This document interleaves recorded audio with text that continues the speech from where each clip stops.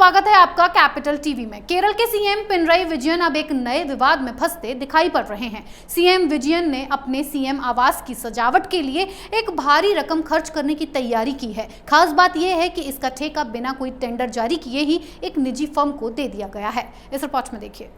केरल के सीएम पिनराई विजयन ने जब से केरल के सीएम पद की दोबारा शपथ ली है, वो उसी दिन से किसी न किसी विवाद में घिरते नजर आ रहे हैं। सीएम विजयन कभी अपने दामाद को मंत्रिमंडल में शामिल करके विवादों में आ जाते हैं, तो कभी अपने आवास की सजावट पर भारी भरकम खर्चा करके विवाद में फंस जाते हैं। केरल के मुख्यमंत्री पिनराई विजयन की अपने आधिकारिक आवास के नवीनीकरण पर 98 लाख खर्च करने की योजना है। खास बात यह है कि इसका ठेका बिना कोई टेंडर जारी किए ही एक निजी फर्म को दे दिया गया है।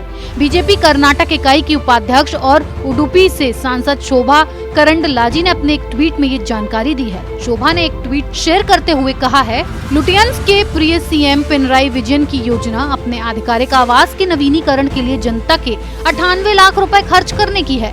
बिना किसी सार्वजनिक टेंडर के ही इसका ठेका एक निजी फर्म को दिया गया है। लेकिन इकोसिस्टम को इस प्रक्रिया में कोई अनियमितता नहीं नजर आती है, क्योंकि ये उनके प्रिय सीएम और सरकार द्वारा किया गया है। केरल हिंदू सेवा केंद्र के संस्थापक ने भी अपने ट्वीट में इसकी जानकारी दी है और लिखा है, केरल सीएम आधिकारिक घर को रेनोवेट कराने के लिए 98 लाख रुपए खर्च कर रहे हैं। इसका ठेका बिना किसी टेंडर के ही उस कंपनी को दिया गया है, जो कि सीपीएम विंग की तरह काम कर रही है और संबंधित मंत्रालय सीएम के दामाद के अधीन है।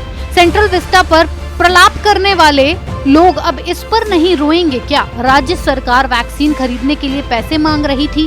कोरोना काल के बावजूद 20 मई 2021 को पी विजयन के नेतृत्व वाली वामपंथी सरकार के शपथ ग्रहण में 500 लोग शामिल हुए थे। खास बात यह है, पिनराई विजयन ने अपने कैबिनेट में अपने दामाद पीए मोहम्मद रियाज को भी जगह दी है, जो सीपीआईएम के youth wing democratic youth federation के राष्ट्रीय अध्यक्ष भी हैं।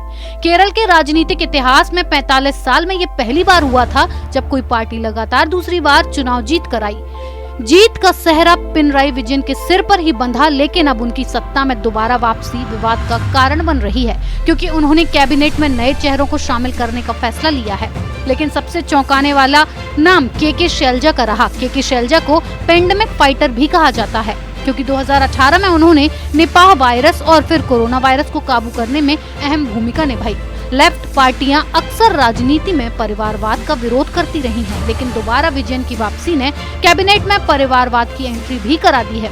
पिनराई विजयन की नई कैबिनेट में उनके दामाद पीए मोहम्मद रियाज को जगह मिल गई है।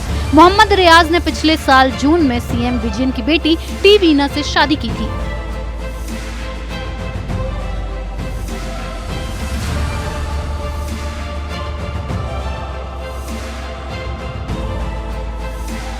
पी विजयन सीएम बनने के साथ ही विवादों में घिरे हुए हैं। पहले वो अपने दामाद को मंत्रिमंडल में शामिल करने के चलते विवादों में आए थे और अब घर की सजावट को लेकर एक बार फिर विवादों में आ गए हैं। इस खबर में फिलहाल इतना ही। बने रहिए कैपिटल टीवी के साथ। अगर आपको हमारा वीडियो पसंद आया हो तो इसे लाइक करें, हमारे चैनल को सब्सक्राइब करें और हाँ, बेल आइकन दबाना ना भूलें, ताकि आप तक हमारे वीडियो की नोटिफिकेशन पहुंचती रहे। आप अपना सुझाव हमें कमेंट बॉक्स में दे सकते हैं।